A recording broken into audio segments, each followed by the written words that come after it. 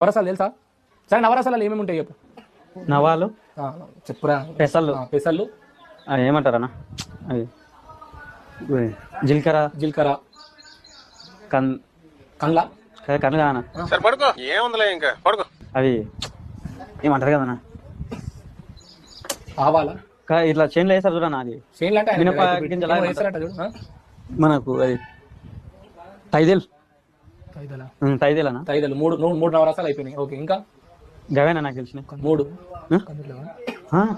కందులనా కందులు కరెక్టే. ఏమిటికో చెప్పు గట్టి చెప్పు. అవి ఇవేనా అవి మన